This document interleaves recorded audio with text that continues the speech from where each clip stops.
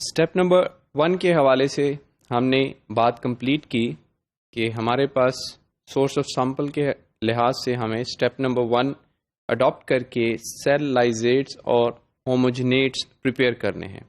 Once these cell lysates or homogenates are prepared, we proceed further for isolation and purification of RNA with the subsequent steps.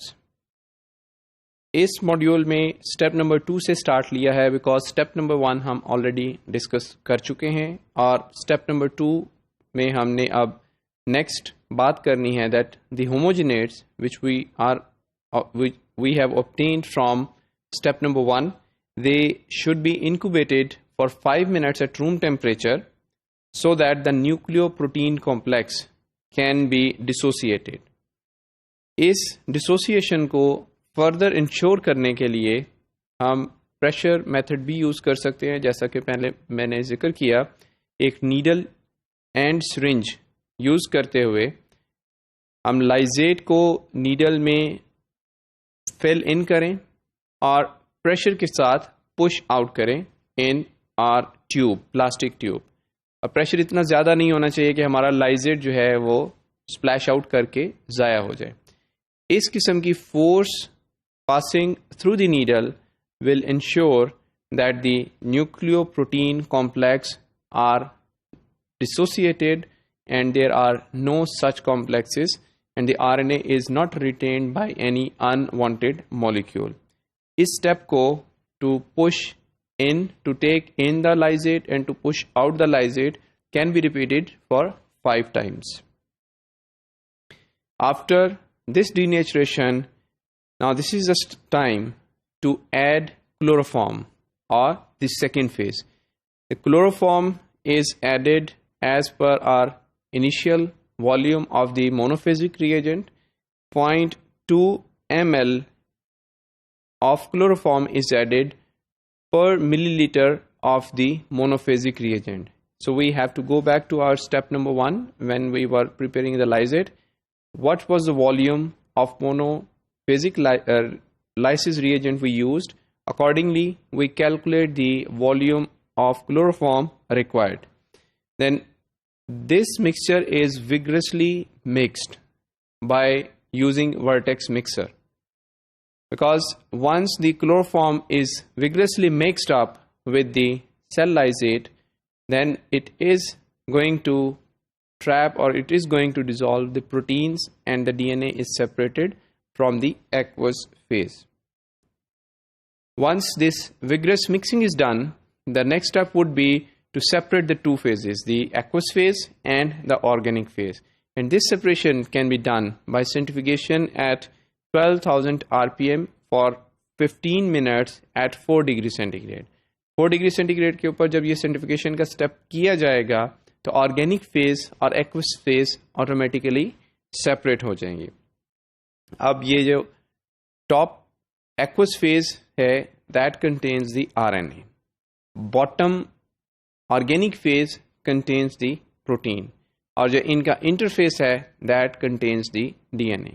So very carefully we have to transfer the upper aqueous phase into a new tube. So we should ensure that we don't take any DNA along with the aqueous phase so as to avoid the contamination of RNA with DNA. This aqueous phase is further used for RNA precipitation, and this precipitation is done using isopropanol 0.25 volume as per the monophasic lysis reagent. If we use 1 milliliter, we are going to use 0.25 ml of the isopropanol and 0.25 volumes of RNA precipitation solution. So for precipitation, we are going to add isopropanol 0.25 volume. We are going to add RNA precipitation solution 0.25 volume of the initial monophasic lysis reagent. Mix it thoroughly, store it at room temperature for 10 minutes and then proceed to the collection step, the collection of the precipitated RNA. It is done by centrifugation, 10 minutes, 4 degrees centigrade. इस centrifugation step के बाद RNA is precipitated at the bottom. Supernatant is no more required. It is discarded. And the next step comes the washing of this RNA so that any solution traces left behind should be washed away. And this washing is done by 75% ethanol. अब ethanol से हम 2 times washing करते हैं और जो ethanol है उसको remove करने के लिए we do the same step. We do the centrifugation. RNA settles at the bottom. Ethanol is no more required. It is aspirated or it is taken out by using the pipette, the micropipette. Any traces of the ethanol can be removed by using the disposable pipette tip or by letting the tube open standing at the working bench, so that because of evaporation all the ethanol gets evaporated and no ethanol traces should be left along with the RNA. The next step would be to solubilize or to dissolve this RNA into DEPC treated water. That volume of that water depends on our requirement, how concentrated RNA we want, how much tissue weight or the number of cells we took to isolate this RNA. Normally we use 50 to 100 microliter of the DEPC treated water to suspend the or to dissolve this precipitated and purified RNA.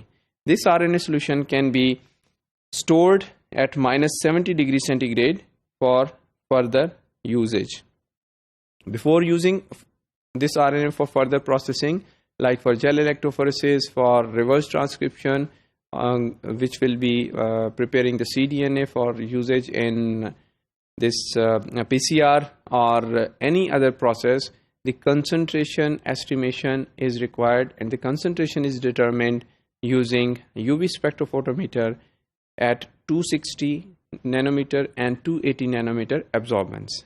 यहाँ पे एक बात और मैं बताता चलूँ कि RNA concentration estimation के लिए हमें RNA को dilute करना पड़ता है, keeping in view the volume of the cuvette. कितनी volume उस quartz cuvette में accommodate कर सकती है. We dilute the RNA sample 100 times or 200 times. That means if we take 1 microliter of RNA, then we add 99 microliter of water, the DEPC treated water, so that our main volume of RNA should not be wasted. Instead of using 1 microliter, we use 100 microliter to concentration determination, then nothing is left behind for further processing. So to estimate the concentration of RNA, we need to dilute it 100 times or 200 times, whatever is the availability or whatever is the requirement of the researcher.